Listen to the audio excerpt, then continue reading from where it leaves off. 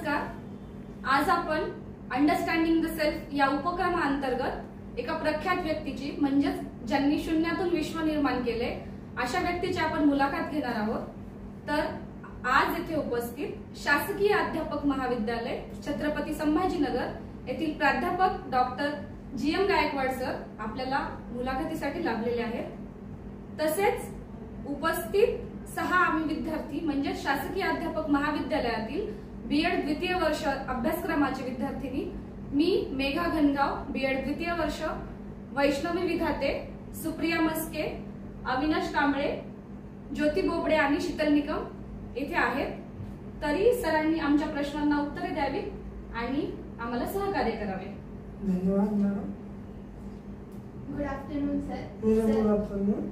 सर्वात आधी मी तुम्हाला तुमचा परिचय तुम्ही द्यावा अशी विनंती.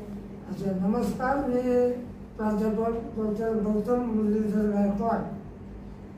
मी गेल्या 24 वर्षापासून अध्यापनाच्या क्षेत्रामध्ये आहे आणि हिंदी अध्यापन पद्धती हा माझा विषय असून वेगवेगळ्या पद्धतीचं आणखी विषय मी शिकवतो. त्यामध्ये इंडस्ट्रियल टेक्नॉलॉजी, ICT हे विषय माझ्या आवडीचे आहे आणि जास्तीत जास्त रिसर्च वर माझा जास्त फोकस आहे.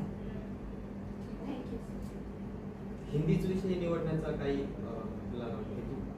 आता बघा, जेव्हा आमची निवड होते प्राध्यापक म्हणून महाराष्ट्र लोकसेवा आयोगाकडून माझी निवड झालेली आहे आणि महाराष्ट्र लोकसेवा आयोगाकडून निवड होत असताना आपल्या B.Ed या महाविद्यालयामध्ये जे शालेय विषय असतात त्याला आपण अध्यापन पद्धती म्हणतो.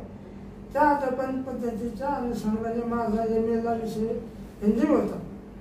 मग माझी मेथड जी अध्यापन पद्धती B.Ed ला असते ती हिंदी असल्यामुळे मला हिंदी अध्यापन पद्धतीचाच प्राध्यापक म्हणून मला निवड माझी लोकसेवा आयोगाकडून करण्यात आली.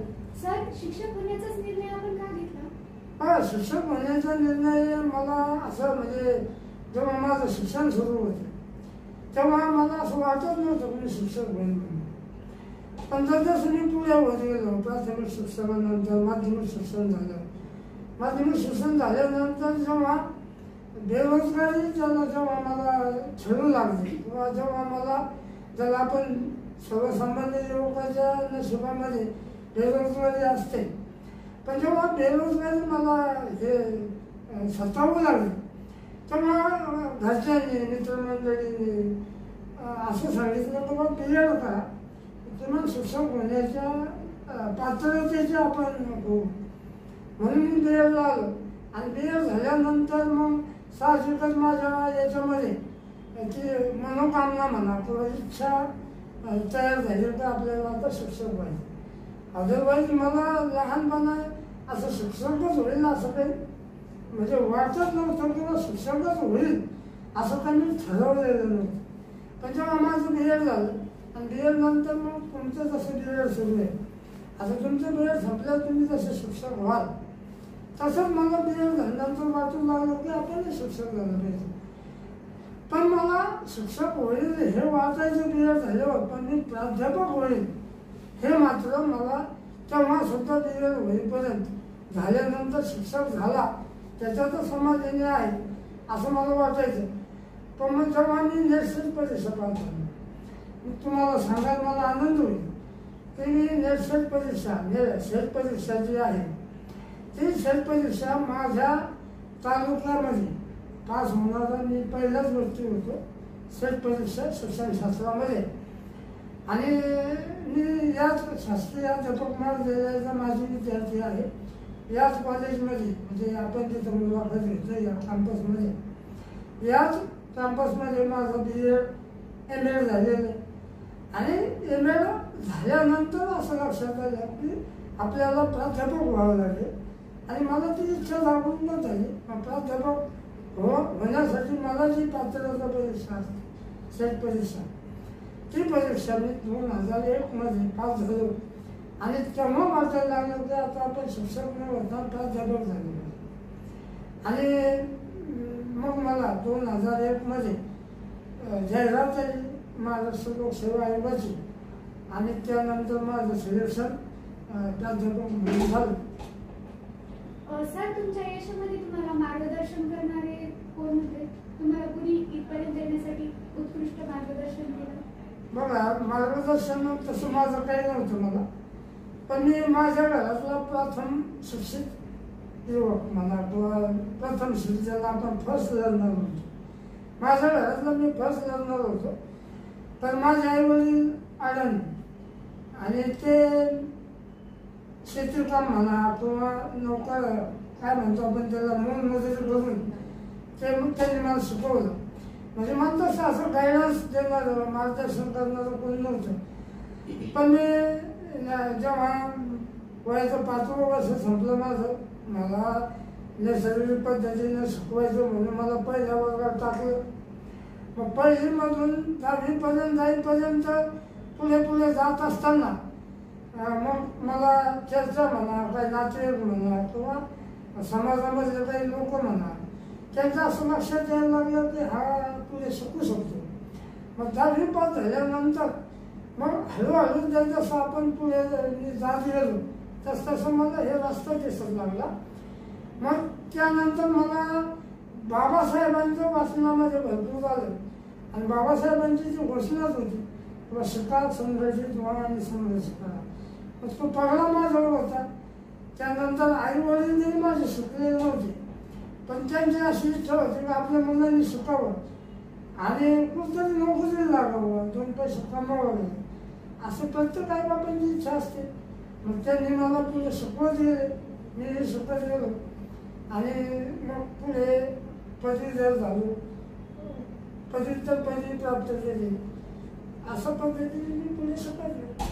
सर, आपल्या आयुष्यामध्ये अनेक वळणे येत राहतात शिक्षण घेत असताना, आणि त्यावेळेस असं होतं की काही ठिकाणी आपले चुकीचे मार्ग असतात की आपल्याला ते त्या मार्गावर जायचं नसतं, पण अनपेक्षितपणे आपण तिकडे जातो. तुमच्यासोबत असा काही प्रसंग झालेला आहे का? हो, आता काय मी काय म्हणू आपण त्याला का गरीब कुटुंबामध्ये शून्यातून पुढे आलेलं आहे. मी तुम्हाला सांगितलं सुरुवातीला की मी फर्स्ट लर्नर आहे माझ्या घरातला. आई वडिलांकडे राहण्यासाठी पत्र्याचं घर होतं आणि आम्ही सगळे एकत्र कुटुंबामध्ये, म्हणजे आमचे चुलते, आमची आजी, आमचे वडील, माझी आई, आम्ही 3 भावंड, 1-2 बहिणी, हे सगळे एकत्र कुटुंबामध्ये राहायचे. राहण्यासाठी एकच घर. आता त्या घराला पत्र्याचं घर, तिथं लाईट वगैरे काहीच नाही. मग मी शिकत गेलो. पण मग जेव्हा मी माझी मित्रमंडळी म्हणा किंवा माझा जो आपण त्याला मराठीमध्ये म्हणतो आपण संघर्ष गुण का सोबत गुण, तर मला तेव्हा असे बरेच संघर्ष गुणमुळं बरेच सवयी लागले. आता ते सांगता येणार नाही कॅमेऱ्यासमोर, पण मग तुम्हाला मी सांगतो की मला अशा बऱ्याच व्यसनाच्या सवयी लागल्या. जसं तुम्ही म्हणताय, आता हे विद्यार्थी दशेमध्ये ॲक्च्युअल युवकांनी नशेपासून या व्यसनापासून दूरच राहिलं पाहिजे. पण मला कळत न कळत किमान 10वी-11वीला जाईपर्यंत मला हे माहीत होतं की बिड्या पिणं, त्याचं लहान मुलं बघा आपल्या ग्रामीण भागामध्ये किंवा जे त्या एकंदरीत राहणीमानामुळं जे मध्यमवर्गीयाचा खालचा तबका जो असतो, वर्ग जो असतो, ते मुलं व्यसनात भिंतीकडे लवकर वळतात. कारण एकतर त्यांना मार्गदर्शन करणार कोण नसतं. घरामध्ये त्यांचे आई वडील जर शिक्षणाचं महत्त्व त्यांना पडलं तर ते आपल्या मुलांना सांभाळतात व्यवस्थित. पण माझ्या काही संघात गुणामुळे मला काही सवयी लागल्या होत्या. त्यांनी लवकरच त्या बिड्या पिणं, दारू पिणं, इव्हन तुम्हाला सांगतो मी आता म्हणजे कॅमेऱ्यासमोर हे सांगायला पाहिजे, पण मी बऱ्याच गोष्टी ज्या आहेत ज्याला आपण नशा म्हणतो, त्यातून तेव्हा मला पदवीधर होईपर्यंत किमान मी जे युवकांनी नशा करायला नाही पाहिजे त्या सगळ्या गोष्टी मी करून पाहिजे. मग त्याच्यामध्ये गांजा पिणं आलं, चरस पिणं आलं, दारू पिणं, ते काय म्हणतो आपण त्याला 10वी-11वी मी ते कळत न कळत सुरू केलं होतं. त्यामुळं मग पुढे मला त्याचं हे मिळालं, काय म्हणतो आपण त्याला पश्चाताप करण्याची वेळ आली. मला वयाच्या 36व्या वर्षी कॅन्सर झालं. अशामुळे ते बिडी सिगारेट पिणं, ते मावा गुटखा खाणं, दारू वगैरे पिणं, या सगळ्या व्यसनामुळे प्रमाण जास्त झाल्यामुळे मला 36व्या वर्षी, तुम्हाला आश्चर्य वाटेल, 36व्या वर्षी मला 3rd स्टेजचा कॅन्सर झाला. त्यामध्ये मी वाचलो आणि मग त्यानंतर मात्र हे सगळे व्यसनाच्या बाहेर मी पडलो. असं म्हणतात पण माणसाला अध्ययन राहिल्याशिवाय माणूस सुधारत नाही. पण मला ती 36व्या वर्षी अध्ययन घडली आणि आज 55 वर्षाचा, 55 वर्षाचा. तेव्हापासून मी बिडी सिगारेट, दारू, गांजा याचे नशा करणारे जे घटक आहेत त्याला अजिबात मी सोडत नाही. किंवा मी प्रत्येक लेक्चरमध्ये माझ्या मुलांना सांगतो की बाबा जे तंबाखू खात असतील, जे पुड्या खात असतील, जे मावा गुटखा खात असेल त्यांनी ते सोडून द्या. त्याचं महत्त्व मी पहिल्या माझ्या व्याख्यानामध्ये सांगतो आणि नंतरच मग मी रेग्युलर माझ्या नियमित शिकवण्याला सुरुवात. सर, तुम्ही यशस्वी होण्यासाठी कोणकोणत्या सवयी इम्प्रूव्ह केल्या? बघा, यशस्वी होण्यासाठी मी तुम्हाला सुरुवातीला सांगितलं की तुम्हाला BL होईपर्यंत मला टार्गेट नव्हतं की बाबा मला शिक्षकच व्हायचं म्हणून. पण जेव्हा BL झालं, BLच्या आधी मी MA इकॉनॉमिक्स अर्थशास्त्र केलं होतं डॉक्टर बाबासाहेब आंबेडकर त्या महाविद्यालयामध्ये. MA इकॉनॉमिक्स झाल्यानंतर मी BL झालो. पण त्याच्या आधी MA इकॉनॉमिक्स झाल्यानंतर एक माझा मित्र होता अशोक झेवर नावाचा. तो बोलला की बाबा तू काय कर आता, आपण दोघं मिळून बॅचलर ऑफ जर्नलिझम, म्हणजे त्याला आपण पत्रकार म्हणतो, म्हणजे पत्रकारितेकडे सुद्धा मला जावं. म्हणजे तेव्हा मी तुम्हाला सांगितलं ना आता BL केल्यानंतरच मला शिक्षक व्हावं असं वाटायला लागलं तुमच्यासारखं. पण मी MA अर्थशास्त्रानंतर बॅचलर ऑफ जर्नलिझम MGM कॉलेजमध्ये 95-96 या कालावधीमध्ये ते BJचं शिक्षण पूर्ण केलं. आणि त्यानंतर मला असं वाटायला लागलं की आता आपण पत्रकार व्हावं. बघा, जे शिक्षण आपण घेतो त्या शिक्षणाचं फळ मिळालं पाहिजे, त्या शिक्षणाचं फलित मिळालं पाहिजे. म्हणून आपण मी जेव्हा BJचं शिक्षण घेतलं तेव्हा मला वाटायला लागलं की आपण पत्रकार झालं पाहिजे. मग मी पत्रकार म्हणून जुबली पार्क ऑफिस आहे, डॉक्टर खलील चौधरी यांचा पेपर होता दैनिक विश्वमित्र नावाने. तिथे मी 2 वर्ष अपिरियन्स केली पत्रकार म्हणून. मग पत्रकार म्हणून मग त्या क्राईमच्या स्टोरीज, घाटीमध्ये जे मिलिटंटचे जे ॲक्सिडेंट वगैरे, मारहाणी, या सगळ्या बातम्या मी कव्हर केल्या 2 वर्ष. आणि नंतर मग त्या असंच एक मित्र, जसं मित्रामुळं मी पुन्हा पत्रकारितेकडे गेलो, असंच एका मित्रामुळं असं लक्षात आलं की आपण आता BL करायला पाहिजे. मग BLचा मी फॉर्म भरला. त्याच वर्षी काय झालं ते विद्यापीठाकडून प्रवेश फेऱ्या व्हायला लागल्या BLच्या. आणि मग तिथं मी फॉर्म भरला तर माझा नंबर गव्हर्नमेंट कॉलेजला लागला. मग गव्हर्नमेंट कॉलेजला लागला म्हणजे चांगलं झालं असं पहिला असा संकेत असतो.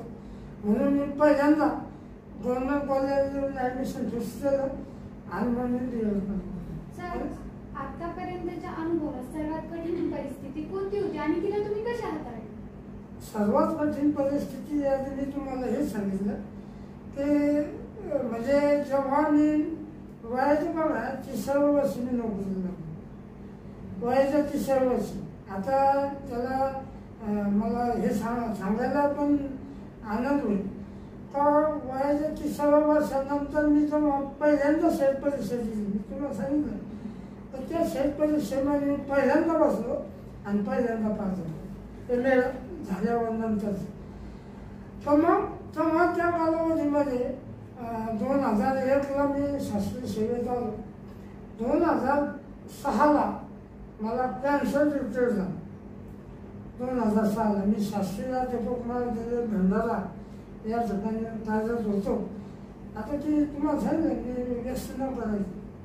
आता ही लाजीरवाणी गोष्ट आहे एक शिक्षक म्हणून सांगणं. पण मी यासाठी सांगतो, संदेश मला द्यायचा आहे की जे युवक आहेत त्या युवकांनी व्यसनात वळले पाहिजे. त्या वेळेसला जनतेचं फलित मला वयाच्या 36 वर्षी भोगावं लागलं. ते आजपर्यंत मी बोलते, कारण तो माझा प्रसंग खूप विदारक होता. मी वयाच्या 36 वर्ष नुकतंच माझं लग्न झालेलं, म्हणजे माझे 2 मुलं, हे एक मुलगा माझा 2 वर्षाचा आणि 5 वर्षाचा. ते 2 मुलं सुद्धा मोठी नाही आणि मला 3rd स्टेजचा कॅन्सर झाला. नातेवाईकांना सगळ्यांना धक्काच बसला. ते असं कसं झालं, म्हणजे आत्ता नोकरी लागलेला व्यक्ती तो कॅन्सरनं 3rd स्टेजचा कॅन्सर. बऱ्याच लोकांना असं वाटतं की 3rd स्टेजचा कॅन्सरमधून वाचत नाही माणूस. पण आपले जे आत्मशक्ती असेल चांगली, आपण जर त्या नातेवाईकांनी सहकार्य केलं, मित्रमंडळीने सहकार्य केलं आणि स्वतः तो जो रोगी असतो त्यानं जर विल पॉवर जर त्याची प्रबळ जर ठेवली तर या मोठ्या आजारावर सुद्धा आपल्याला यश प्राप्त करता येतं. त्याचं उदाहरण नाही.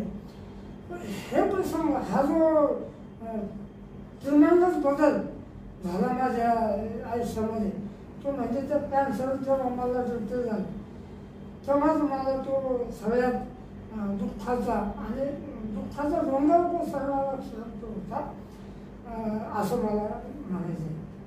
सर, तुमचा शिक्षक प्रवास कसा झाला? शिक्षण प्रवास मॅडम, मी तुम्हाला सांगितलं, पहिली ते 7वी माझ्या स्वतःच्या गावाला शिकलो. गंगापूर हे माझं गाव आहे, याच आपल्या संभाजीनगर जिल्ह्यामध्ये तालुका आहे. तिथं पहिली ते 7वी मी शिकलो. 7वीला मी स्कॉलरशिप परीक्षा पाहतो, 7वीची स्कॉलरशिप परीक्षा. आणि ती स्कॉलरशिप परीक्षा म्हणजे ते पण सांगायला मला आवडते, तर ती स्कॉलरशिप परीक्षा मी तालुक्यामधून पहिला आलो. ती स्कॉलरशिप प्राप्त झाल्यावर समाजातल्या बऱ्याच घटकांना, आईवडिलांना आनंद झाला, तर ती स्कॉलरशिप परीक्षा पास झाला म्हणून. मग 7वी नंतर आईवडिलांची अशी हातावर पोट होते. आईवडिलांची आम्हाला सगळ्यांनी एकत्र कुटुंबाला सांभाळणं.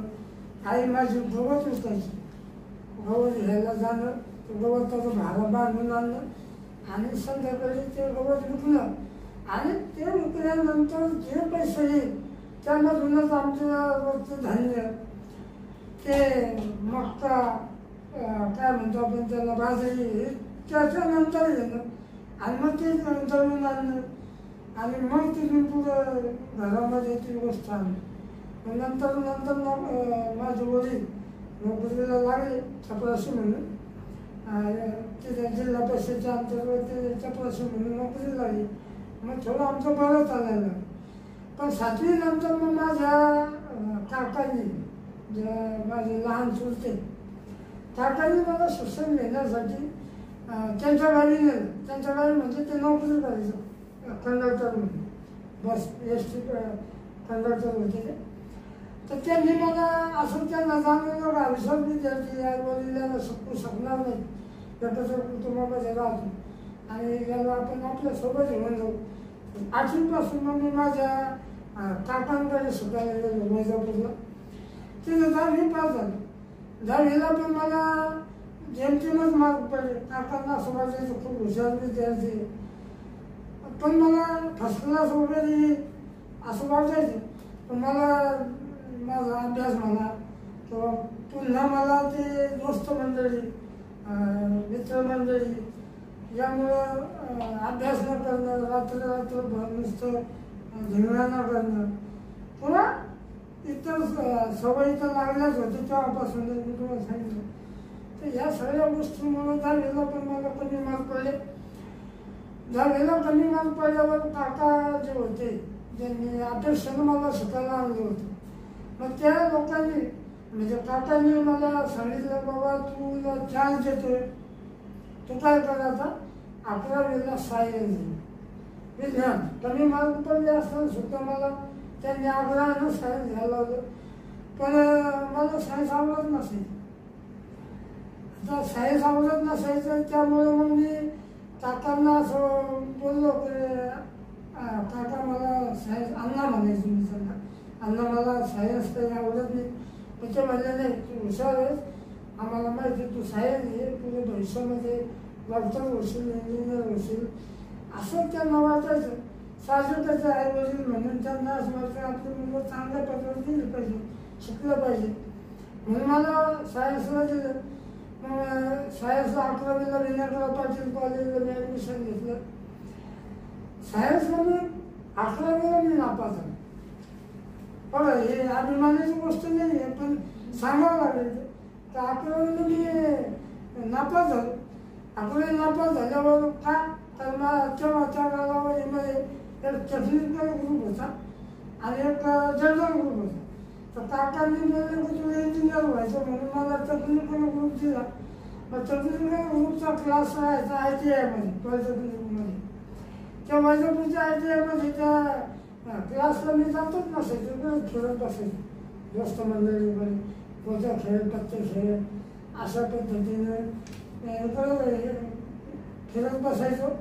आणि कॉलेजची वेळ संपली तर घरी जायचो. अंकलला वाटायचं अण्णांना आमच्या जातो कॉलेजला, पण मी त्या प्रॅक्टिकलच्या वेळी जात नसायचो. आणि मग 11वीला मला ते उपप्राचार्य होते आंबोळे सर, ते बोलले मी तुला नापास करावं लागेल पण तुझे टेक्निकलचे मार्क जे 200 ते टेक्निकलला देत नाही पण तुझे लिहिलंच नाही. मग मला 11वीला पुन्हा मी जनरल ग्रुप घेतला, म्हणजे डबल 11वी झाली.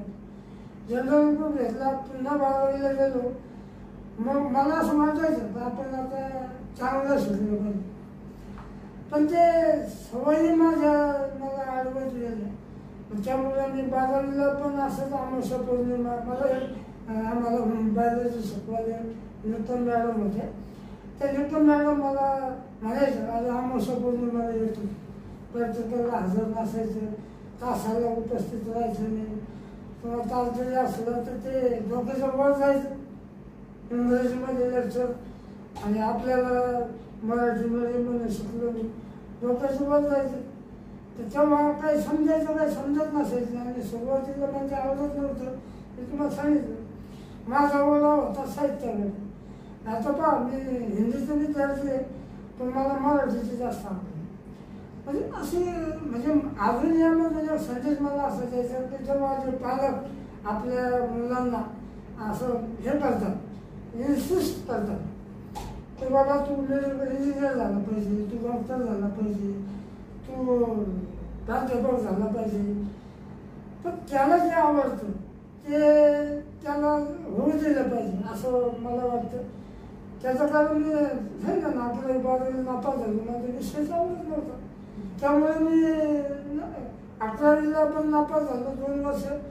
मग पुढच्या वेळी सायन्सला 12वीला गेलो तर जनरल ग्रुप घेतला. त्याच्यामध्ये पण माझा ग्रुपच नापास झालो, PCB फिजिक्स केमिस्ट्री बायोलॉजी हा ग्रुपच नापास झालो आणि जनरल PCB मिळाली माझी. मग नापास झाल्यावर काकांना खूप मग टेन्शन आलं, राग आला त्यांना. मग ते बोलले की बाबा म्हणजे मी आता तुला काही शिकवणार नाही, तू आणि तुझ्या आई वडील तुझ्या घरी चालल्या जा. मग मी 12वीला नापास झाल्यामुळे तिथे थांबलो नाही आणि मग माझ्या गावाला मी पुन्हा सायन्स होतो. मग सायन्समधून मग कोणता विषय घ्यावा ॲडमिशनला पुन्हा सायन्स घ्यायचं म्हणजे आपल्याला आवडत नाही आणि नकार म्हणता येईल की बाबा तू पुन्हा सायन्स कशाला घ्यायचं. तर मग मी आर्ट्स घेण्यापेक्षा असं वाटतं माणसाला किंवा सायन्स झालं तर मग सायन्सचं विद्यार्थी आर्ट्सला कसा एक दर्जा कमी होतो असं वाटतं माणसाला. पण मी आर्ट्स न घेता तर मग कॉमर्स घेतलं. 12वी कॉमर्सला ॲडमिशन घेतली. म्हणजे पहा 11वीचे 2 वर्ष 12वीचे 2 वर्ष म्हणजे ॲडमिशनचं 2रं वर्ष कॉमर्स आणि मग कॉमर्सला आल्यावर मुक्तानंद महाविद्यालयामध्ये मी 12वीला पुन्हा ॲडमिशन घेतलं औरंगाबादला माझ्या गावी. आणि मग तिथून पुढे बरेच या सगळ्या ठेचा मला मिळाल्यामुळे मग हळूहळू मी स्वतः गेलो. मला ती जाणीव होती गेली, आई वडिलांचा विचार यायला लागला, स्वतःच्या पुढे जीवनामध्ये आपण काय होणार आहे हे कळायला लागलं. आणि मग हळूहळू मला तो विषय माझ्या आवडीचे यायला लागले. म्हणजे माझा इंटरेस्ट त्यामध्ये निर्माण झाला. मग मी B.Com झालो. मग 12वीला पास झालो मी त्या कॉमर्सला ॲडमिशन घेतलं. मग मी B.Com झालो. B.Com झाल्यावर असं लक्षात आलं की आता पुढे M.Com करावं लागेल. मग असं परत दुकान झाल्यावर मित्रमंडळी वर्गातली असे बोलायला लागले का आता आपण CA होऊ. बघा BEd करताना BEd झाल्यावर तुम्हाला जसं वाटतं तुम्ही शिक्षक व्हावं आपल्याला असं वाटतं. तसं मग B.Com झाल्यावर असं लक्षात आलं की आपण M.Com करावं किंवा CA करायचं. पण तेव्हा हा तो विचार माझ्या मनामध्ये यायला लागला CA झालं पाहिजे. पण एका बाजूला असं विचार आला तर आपण आता CA व्हावं म्हणजे खूप खर्चिक कोर्स होतो. आपल्या घरी असं काय म्हणतो परिस्थिती तशी नाही तर एवढे मोठे पुस्तकं विकत घेणं त्याचे ट्युशन कोचिंग लावणं. आता ट्युशन तर लावलेलेच नव्हते. पण CA मी असं ऐकलं होतं की CAला जास्त खर्च येतो करण्यासाठी. मग मी CA करावं या उद्देशानं असं विचार करायला लागलो. पण मग मी M.Comला ॲडमिशन घेण्याऐवजी असं वाटलं की मी अर्थशास्त्राला ॲडमिशन घ्यावं. मग मी सांगितलं सुरुवातीला डॉक्टर बाबासाहेब आंबेडकर महाविद्यालयामध्ये मी MA इकॉनॉमिक्सला ॲडमिशन घेतलं. त्या MA इकॉनॉमिक्सच्या ॲडमिशन जेव्हा मी घेतलं तेव्हा देखील कॉलेजला मी माझ्या घरून गंगापूरहून औरंगाबाद म्हणजे संभाजीनगर हे 40 किलोमीटरचं अंतर. मग तेव्हा बस पास असायची. बस पास काय 140 रुपयाला होता तेव्हा महिन्याचा पास जाणे. मग ते 140 रुपये दर महिन्याला भरायचे ST बस पास. जसं आता मुलींना मोफत पास होता जाणे येण्याचा. तो मोफत वगैरे नव्हता पण 140 रुपये कमी किंमत होती. तर महिन्याचा पास काढायचो. पण मी त्यावेळी देखील इकॉनॉमिक्सला असं अधूनमधून वर्गामध्ये राहायचो. जसं PGला विद्यार्थी सध्या हजर राहत नाही. काय म्हणतात किंवा काय करायचं PGला हजर. बरेच महाविद्यालयामध्ये मुलांना असं गैरसमज आहे की आपण रेग्युलर क्लासला उपस्थित राहू नये. पण रेग्युलर क्लासला जर तुम्ही उपस्थित राहिला नाही आता आपण तुम्ही सगळ्या BEdच्या आपल्याला रेग्युलरच हजर राहावं लागतं. पण हे व्यावसायिक कोर्स प्रॅक्टिकल जास्त यामध्ये तसं तुम्ही रोज उपस्थित राहता. तसं PGला जेव्हा ॲडमिशन घेतात तर ते विद्यार्थ्यांची धारणा होती का आता ॲडमिशन घेतलं आपण अधूनमधून जातो असं म्हणजे इरेग्युलरिटी वाढते अनियमितता वाढते विद्यार्थ्यांमध्ये. तसं मग मी MA इकॉनॉमिक्सला अधूनमधून जायचो. फर्स्ट इयरला फर्स्ट सेमिस्टर नव्हतं तेव्हा इयर वाईज पॅटर्न नव्हता. फर्स्ट इयरला 4 विषय होते. त्या 4 विषयामध्ये 2 विषयाला रेग्युलरिटी असायची. मग फर्स्ट इयरला माझे 2 विषय पुन्हा राहिले इकॉनॉमिक्सला. मग मी त्या ऑक्टोबरला क्लिअर केले. सेकंड इयरला ॲडमिशन होतं. सेकंड इयरला पुन्हा पण त्यावेळी मात्र सेकंड इयरला मी रेग्युलरिटी थोडी फेल व्हायची भीती असते. मग मी पास झालो. पण त्याला पर्सेंटेज कमी पडलं. तेव्हा असं होतं की बा 55% जर पडले म्हणजे मुश्किलनं 55% मिळायचे. पण 55% पडलेच नाही मला. सेकंड क्लासमध्ये आलो 50%च्या खाली. पण 50% आता मी मागासवर्गीयामध्ये बोलतो. पण मग मागासवर्गीयाला नेट परीक्षेसाठी सूट असते 5%. 55% ओपन स्टँडर्डला असतं. 50% मागासवर्गीयांना असतं. पण तरी मला 50% सुद्धा नव्हते. 49.5 असे 49.5 मिनिटं तेवढे मार्क होते. मग त्या नेट परीक्षेला मला बसता नाही आलं. पण नंतर मी BCA करावं बॅचलर ऑफ जर्नलिझम तो भाग आलेलाच. जर्नलिझम केलं. मग पत्रकारिता केली. मग नंतर BEdला ॲडमिशन झालं.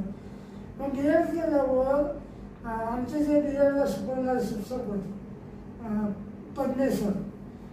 हे पद्मे सरांनी मला सांगितलं हिंदीचे माझे मेथडचे मास्टर होते. पद्मे सरांनी मला सांगितलं की तुला MA तुझं इकॉनॉमिक्स आहे त्याच्याऐवजी तुला हिंदी कर. हिंदी MA हिंदी करताना इकॉनॉमिक्स आपल्या सगळ्याला माहिती आहे. बघा इकॉनॉमिक्स हे अध्यापन पद्धती नाही आहे आपल्या या विद्यापीठामध्ये. पण जरी अध्यापन पद्धतीचं विद्यापीठात आहे पण त्याला वेटेज कमी. भूगोलाला जरुरी नाही. असं 100 मार्कांचा स्वतंत्र पेपर नाही.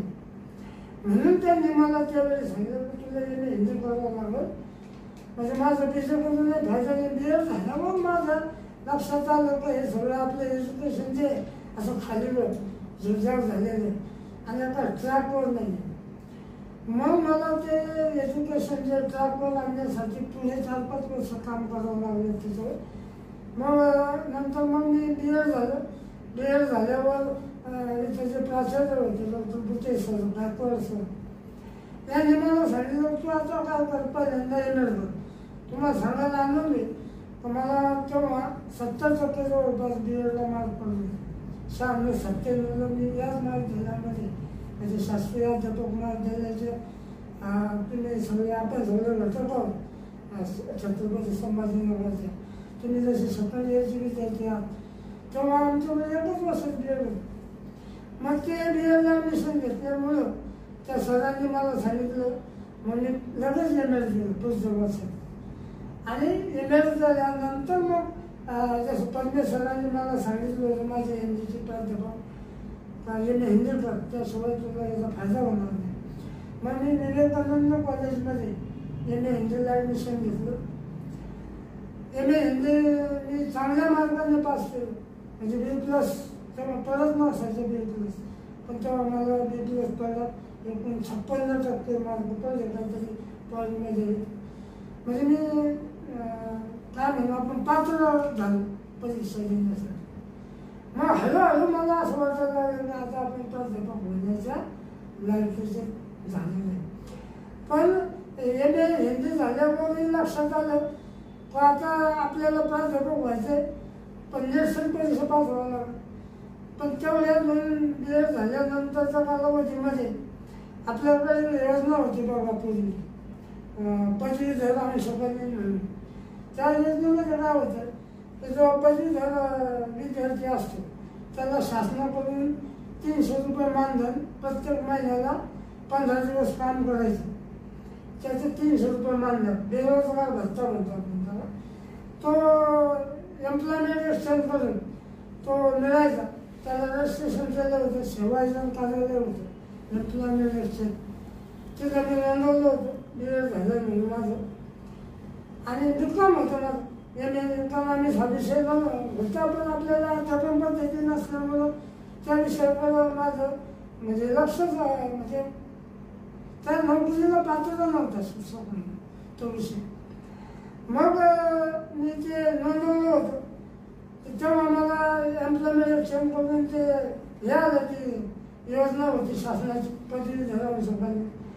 तेव्हा 300 रुपये महिन्याने मी तहसीलला मला मिळालं, तहसील औरंगापूरचं. तिथं मग मी तहसीलमध्ये जाऊन बसायला लागलो. मग पुन्हा मी तुम्हाला सुरुवातीला सांगितलं की मी तुम्हाला 10-12पासून व्यसनाकडे वळलो होतो. पण ते हळूहळू पुढे जात ते सुटायला लागलं. पण जेव्हा मला ते पदवीधर सगळ्यांनी एकदा बेरोजगारी पुन्हा ते 300 रुपये महिन्यानं जे मानधन मिळायचं त्यामध्ये मग मी तहसीलवर काम करायला लागलो.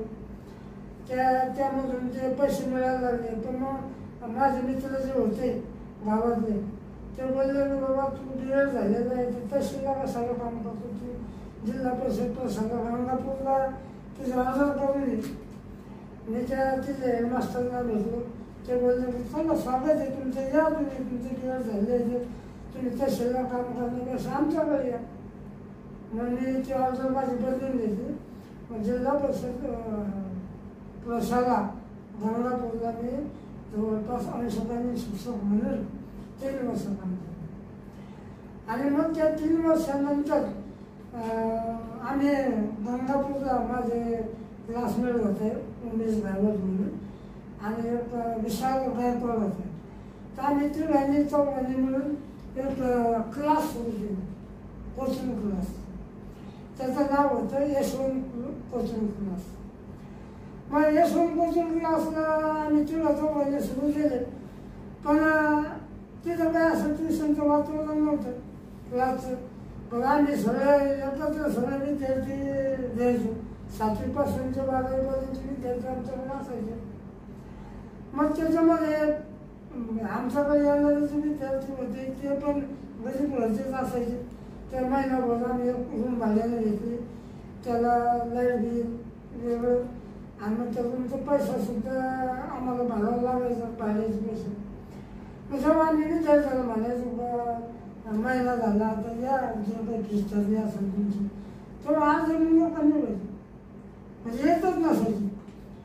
म्हणजे आमचा तो खर्च निघत नसायचा. त्याचे पण मग तो क्लास आम्ही सतत 2 वर्ष चालवला. म्हणजे बघा आम्ही सगळ्यांनी शिक्षक म्हणून काम करायचो. तेवढ्या कालावधीमध्ये त्या 2-3 वर्षाच्या कालावधीमध्ये 2 वर्ष आम्ही ट्युशन पण चालवले. तर ट्युशनमध्ये असं हे म्हणजे इन्कम नव्हता, म्हणजे आमचा तो खर्चच निघत नव्हता. मग आम्ही ते ट्युशनचा क्लास मी सोडून दिला. मग पुढे ते विशाल गायकवाड ड्रायव्हर यांनी तो चालू ठेवला यशवंत कोचिंग क्लास. आज हे तो क्लास माझ्या गावी आहे गंगापूरला. ते विशाल गायकवाड सरांनी शाळा काढली मोठी आणि तो ड्रायव्हर आता वन विभागामध्ये चांगल्या नोकरी. तर तो क्लास आम्ही 2 वर्ष चालवला. मग नंतर मी MA झालेलो होतो.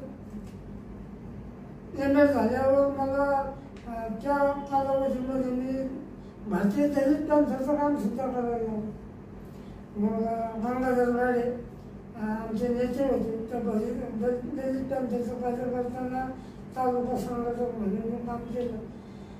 तर हे दलित पंथाकडं वाढल्यावर दलित चळवळीकडं वाढल्यामुळं वाचन वाढलं आणखी माझं. लोकांच्या समस्या लक्षात यायला लागल्या, आपल्या समस्या लक्षात यायला लागल्या. म्हणजे रस वृत्ती माझ्यामध्ये आली. आणि मग गाडेसाहेबांचं कॉलेज होते महात्मा फुले अध्यापक महाविद्यालय. त्या अध्यापक महाविद्यालयामध्ये मी त्या गाडेसाहेबांनी सांगितलं तुझं MA झालेलं आहे, मग तू कार्यकर्ता म्हणून कशाला काम करतो, आमच्या कॉलेजमध्ये शिकवायला. मग मी 2 वर्ष जवळपास 1999 ते 2000 या 2 वर्षाच्या कालावधीमध्ये मी त्या महात्मा फुले अध्यापक महाविद्यालयामध्ये प्राध्यापक म्हणून काम केलं. आणि मग 2001ला मी पहिल्यांदा सीट परीक्षा दिली. ती परीक्षा मी पास झालो. तो एक आनंद होता माझा परीक्षा पास होण्याचा. तेव्हा पेपरमध्ये नंबर यायचे, परीक्षा पास झालेल्याचे नंबर. आणि मग मी तो लोकमत पेपर आपली बॅचलर झालेले त्यांच्या मुलं वाचण्याची सवय लागली होती. वर्तमानपत्र रोज वाचायचो. त्याच कालावधीमध्ये मी MPSCच्या बऱ्याच परीक्षा पण दिल्या. MPSCकडं वळावं असं वाटायला लागलं का आपण तहसीलदार झालं पाहिजे, कलेक्टर झालं पाहिजे असं वाटतं. आणि युवकांनी ते स्वप्न पाहिलेच पाहिजे. आपल्या शिक्षणाच्या अनुषंगाने जे पर्याय उपलब्ध आहेत आपल्याला, त्या पर्याय आपण घेतले पाहिजे, आजमावले पाहिजे, चान्स घेतला पाहिजे, तयारी केली पाहिजे. तसं मी MPSCचा पण अभ्यास करायला लागलो. रोज वाचायची सवय होती. तर तेव्हा मला ते कळलं त्या पेपरमध्ये माझा 10,270 नंबर होता. मला अजून आठवतं माझा सीट नंबर. तर 10,270 नंबर मी पाहिला वर्तमानपत्रामध्ये. तेव्हा मला आकाश ठेवणं झालं असं वाटलं. आता मात्र मी प्राध्यापक होणार असं मला जाणीवच झाली. आणि मग मी प्राध्यापकाकडे वळलो. मग नंतर मग पास झाल्यावर मला महाविद्यालयाचा माझे विद्यार्थी असल्यामुळं इथले जे प्राचार्य होते गायकवाड सर, त्यांनी मला बोलवलं कॉलेजला. आणि या विद्यापीठामध्ये आज आपलं शिक्षणशास्त्र हा विषय एज्युकेशन, त्याच्यामध्ये फक्त 6 विद्यार्थी पास झाले. मग त्या 6 विद्यार्थ्यांमध्ये 2 विद्यार्थी आमचे माझे ह्या कॉलेजचे माझे विद्यार्थी होते. त्यांनी सगळ्यांनी आम्हाला बोलवलं, आमचा सत्कार केला आणि सांगितलं की तुम्ही आता प्राध्यापक व्हाल. कारण सेटचा निकाल तेव्हा कमी लागायचा. त्यामध्ये आम्ही 6 विद्यार्थी विद्यापीठ स्तरावर पास झाले. तर मग पर्यायाने तेव्हाच मग आधीचं काम करतच होतो. महात्मा फुले अध्यापक महाविद्यालय 2 वर्ष. पण आता परीक्षा ती सेट परीक्षा पास झाल्यामुळे वेगळाच आयाम मला आला. आणि त्या अनुषंगाने मग मी ती परीक्षा पास झाली. मग पास झाल्यावर मला खऱ्या अर्थानं प्राध्यापक झालं मी. मग MPSCची जाहिरात झाली. मग त्या MPSCची जाहिरात झाली. तुम्हाला सुरुवातीला सांगितलं. मग पहिल्यापर्यंत माझी भंडारा आणि मग भंडारा मी जॉईन झाली. त्यामध्ये पण घरची जे लोक होते म्हणजे आई वडील, माझं नुकतंच लग्न झालेलं, 2001ला माझं लग्न झालेलं आणि 2001लाच मी अतिशय परीक्षा पाहतो. मग नुकतंच लग्न झालेलं आणि मला भंडाऱ्याला अपॉइंटमेंट मिळाली पहिल्यांदा. मग ते अपॉइंटमेंट मिळाली तर मग मला घरचे सोडली ना, घरचे जाऊ द्यायला. मग आत्ता लग्न झालं एप्रिलमध्ये आणि जूनमध्ये तुझा चाललास दुसऱ्या नोकरीला. मग आई वडील जाऊ द्यायला खूप लांब, म्हणजे मी कधीच अमरावतीच्या पुढे प्रवास केलेला नव्हता, जाण्याच्या पुढे पुण्याला तर कधी गेलेलोच नव्हतं. मुंबईला एकदा दोनदा जाण्याचा योग आला माझा 6 डिसेंबरच्या अनुषंगाने महापरिनिर्वाण दिनाला दीक्षाभूमीला एकदा गेलो होतो, चैत्यभूमीला. तिथं मुंबईला 2-3 वेळा जाऊन आलो, पण या विदर्भात पुण्याला जाण्याचा कधी प्रसंगच आला नव्हता. आणि असं ऐकलं होतं तेव्हा की भंडारा, चंद्रपूर हे नक्षलवादी मायवडील मला सोडायचे नाही. मग आई वडिलांनी मी समजावून सांगितलं बाबा इथं हे प्रायव्हेटच्या कॉलेजमध्ये नोकरी करण्यासाठी, जरी समजा मला पहिल्यांदाच्या कॉलेजमध्ये गाडेसाहेबांच्या कॉलेजमध्ये मला नोकरी लागली असं प्राध्यापक म्हणून, पण शेवटी प्रत्येकाला वाटतं ना सरकारी नोकरी लागली पाहिजे. आणि मला तो चान्स आल्यामुळं मला आई वडिलांनी विनंती केली, मनवलं त्यांना बरंच. मग तेव्हा ते तयार झाले. मी म्हटलं 2-1 महिने करून पाहतो नोकरी जाऊन, जर नाही पटलं तर मग कशी मला जर ॲडजस्ट झालं नाही. पण मी एकदा तिथून निघालो. मग त्यानंतर मी मागवून पाहिजे 2025 जुलै आम्हाला नागपंचमी होती, त्याच्या आदल्या दिवशी. त्या दिवशी मी निघालो. दुसऱ्या दिवशी मी तिथे भंडाऱ्याला पोचलो आणि 26 जुलै 2001ला मी शास्त्रीय अध्यापक महाविद्यालय भंडारा या ठिकाणी जॉईन झालो. आणि तेव्हापासून मी मागवून पाहिजे. आज मला त्या सेवेची जवळपास 24 वर्ष पूर्ण झाली. सर, शिक्षक म्हणजे काय व आज जे लोक शिक्षक बनत आहेत, जे विद्यार्थी शिक्षक होण्याचं प्रशिक्षण घेत आहेत, त्यांनी कसा शिक्षक झाला पाहिजे? बघा, या प्रश्नाचं उत्तर देणं म्हणजे इतकं सोपं नाही. जे विद्यार्थी जे तुमच्यासारखे शिक्षक होणार आहे किंवा माझ्यासारखे शिक्षक होणार आहे, ते शिक्षण क्षेत्रामध्ये जे इच्छितात. आता साहजिकच आहे की आपल्याला सामाजिक अभियंता म्हणतात. मग जो या क्षेत्रामध्ये येतो त्याला फक्त नोकरीच्या उद्देशाने या क्षेत्रामध्ये येतो.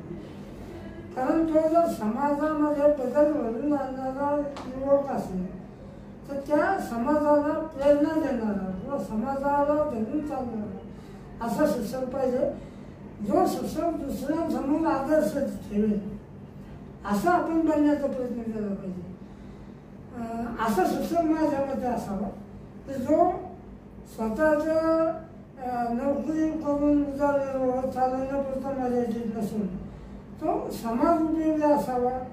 त्याची एक दिशा असावी ज्या दिशेनं तो लोकांना घेऊन जाईल आणि स्वतः पण त्या दिशेनं जाईल. ज्याला आपण सकारात्मक दृष्टिकोन म्हणू त्या दिशेनं जाणारा युवकांना प्रेरित करणारा तो असावा. कारण युवक हा देशाची एक काय म्हणतो भवितव्य. सर, तुमच्या भाषेत यशाची व्याख्या तुम्ही काय करणार? यशाची व्याख्या म्हणजे काय, आता आपण जे विचार करतो यश म्हणजे काय, पण नुसतं नोकरी करणं किंवा आपण शिक्षण झालं त्या कॅपॅसिटीमध्ये नोकरी आपण करणं त्याला यश नाही म्हणतो. यश माझ्या मते कसं की आपण जे इच्छिलेलं असतं, आपलं जे जीवनमान आहे ते जर जगत असताना अनेक प्रवाह, अनेक सामाजिक प्रवाह म्हणा, राजकीय प्रवाह म्हणा, एकंदरीत काय म्हणू आपण त्याला लोकशाहीची जी समता, न्याय, बंधुता हे जे त्रिसूत्री किंवा पंचसूत्री, त्या पंचसूत्रीला पोषक असलेला नागरिकत्व आपण स्वतः जगलं पाहिजे. आणि दुसऱ्याला जगवण्यासाठी प्रेरित केलं पाहिजे, दिशा दिली पाहिजे. असं जर जीवन तुम्ही जगणार त्याला आपण यश म्हणू. तुम्हाला 24 वर्षाच्या शैक्षणिक अनुभवावर कोणकोणते मान सन्मान किंवा पुरस्कार मिळाले? आता या 23 वर्षाच्या या अध्यापनाचा जो अनुभव आहे माझा, यामध्ये बरेच पुरस्कार मला मिळाले लहान मोठ्या संस्थांचे. त्यामध्ये प्रामुख्यानं मला एक पुरस्कार जो मिळाला तो भारतीय दलित साहित्य अकादमी नवी दिल्लीचा डॉक्टर बाबासाहेब आंबेडकर फेलोशिप, त्यावेळी 2005 मध्ये मला ती मिळाली होती. डॉक्टर बाबासाहेब आंबेडकर फेलोशिप भारतीय दलित साहित्य समिती नवी दिल्लीच्या अनुषंगाने. ते माझे राज्यपाल तिथं होते, त्यांच्या हस्ते मला तो पुरस्कार तेव्हा मिळालेला आहे. तसे अनेक संस्था आहेत, नेशनल असोसिएशन, आत्ता नुकतंच मला माणुसकी मल्टीपर्पज फाउंडेशनचा राज्यस्तरीय पुरस्कार देखील मिळालेला आहे. असे बहुतांश पुरस्कार मला मिळालेले. जे पुरस्कार ज्या संस्थाकडे आपल्या, मला यांच्या प्रश्नाचा अनुसंधान उत्तर द्यायचं ते आपण समाज मान्य बनलं पाहिजे. म्हणजे आपलं स्वतःचं जीवन तर आपल्याला जगायचंच आहे, पण आपलं जगत असताना मी माझं जीवन आहे म्हणजे आपण मीपणाची भावना असते, ती मीपणाची भावना आपल्यामध्ये काढून टाकली पाहिजे. शिक्षक म्हणून तर आपण सार्वजनिकच राहिली पाहिजे. मला सांगायला आनंद होतो की मी 24/7 विद्यार्थ्यांसाठी उपलब्ध असतो. तुम्ही मला कदाचित अनुभवलं पण असं, रात्री कधी पण मला तुम्ही फोन करा, मी कामात जर असलो कॉल करतो. म्हणजे आपणही तसंच बनलं पाहिजे शिक्षक म्हणून. विद्यार्थी काय त्याला विद्यार्थ्याच्या उपयोगी आला पाहिजे. आता विद्यार्थ्याचा उपयोग म्हणजे समाजाचा उपयोगी तो होतोच. एकंदरीतच एक चांगला व्यक्ती म्हणून आपल्याला समाजाचं देणं लागतंय. तर त्याचा विचार करून तुम्ही प्रत्येक म्हणजे तुम्ही सांगितल्याप्रमाणे 24/7 काही जे आहे 24 तास तुम्ही विद्यार्थ्यांसाठी उपलब्ध राहतात. तर मग हेच तुम्ही समाजासाठी कार्य करतात असं तुम्हाला म्हणायचं? हो, मग हेच समाजकार्यच आहे. आपला जो पेशा आहे ना, आपला जो व्यवसाय आहे, बघा व्यवसाय करणं आता माझ्या दृष्टिकोनातून आपला जो शिक्षण पेशा आहे, काही लोक सर्व्हिस करतात, सर्व्हिस म्हणजे सेवा, आणि काही लोक ड्युटी करतात. पण शिक्षक पेशा जो असा आहे त्याला सामाजिक बांधून म्हणून आपण त्याला सर्व्हिस म्हणतो, सेवा. मग सेवा करणं म्हणजे मग त्याच्यामध्ये समाजसेवा आली, तुमच्या विद्यार्थ्याची सेवा, पर्यायाने समाजाची सेवा.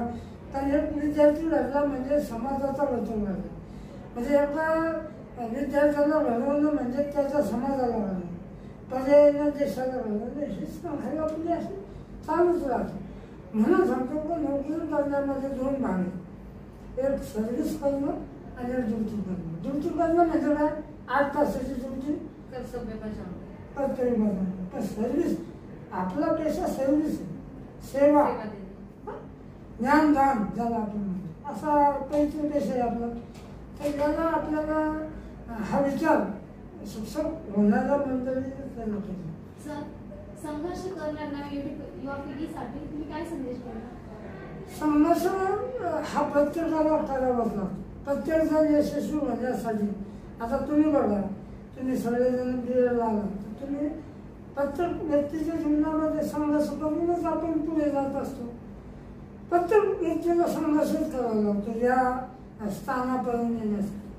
जसं तुम्ही आता वेगवेगळ्या गावातून आला, वेगवेगळ्या समाजाचे घटक आहात, तर तुम्ही तुमच्या पद्धतीनं अभ्यास करून वेगवेगळे संघर्ष करून इथपर्यंत आलेलेच आहात. माझं म्हणणं आहे की प्रत्येकाच्या जीवनामध्ये संघर्ष असतो, पण त्या संघर्षातून यशापर्यंत जाण्यासाठी जे आपल्याला जास्त प्रयत्न करावे लागतात ते प्रयत्न आपण करतोच, पण त्याला आपल्या प्रयत्नांचं बळ आणखी वाढवलं पाहिजे. म्हणजे आणखी प्रयत्न केले पाहिजे आणि आपल्या दृष्टी ठरवली पाहिजे का आपल्याला इथं जायचं, त्या जागेपर्यंत जाईपर्यंत आपण थांबलं नाही पाहिजे. असं या अनुषंगानं मी आजच्या तुमच्या युवकांना शिक्षकांना संदेश देऊ इच्छितो. अशा प्रकारे अंडरस्टँडिंग सेल्फ या विषयाअंतर्गत आयोजित कार्यशाळेमध्ये म्हणजेच मुलाखतीसाठी शासकीय अध्यापक महाविद्यालयाचे प्राध्यापक डॉक्टर जी.एम. गायकवाड सर यांनी आपल्याला खूप छान मोलाचे मार्गदर्शन केलेले आहे आणि सरांनी सांगितलेल्या प्रत्येक गोष्टीतनं प्रेरणा घेण्यासाठी त्यासाठी मी सरांचे मनापासून आमच्या सर्वांच्या वतीने खूप खूप धन्यवाद व्यक्त करते. Thank you sir. धन्यवाद तुमचे सर्वांचे. तुम्ही मला जे प्रश्न विचारले माझ्या पद्धतीने मी त्याचं उत्तर देण्याचा प्रयत्न केलेला आहे. काही शंका वगैरे त्याच्यामध्ये उपस्थित होऊ शकतील. या मुलाखतीमध्ये मी ज्याच्या बाबतीत बोललो, ज्या लोकांचे मी संदर्भ दिले, कदाचित त्यांच्या बाबतीमध्ये मला चुकीचा गैरसमज होऊ शकतो, तर त्यांचे मी या प्रसंगी त्यांची माफी मागतो. पण हे मला बोलणं आवश्यकच होतं आणि त्यामुळं तुम्ही सर्वांनी मला एकदम प्रश्न विचारून माझा पूर्ण जीवनपट माझ्या डोळ्यासमोरून आणला, त्याबद्दल तुमचे सगळ्यांचे धन्यवाद.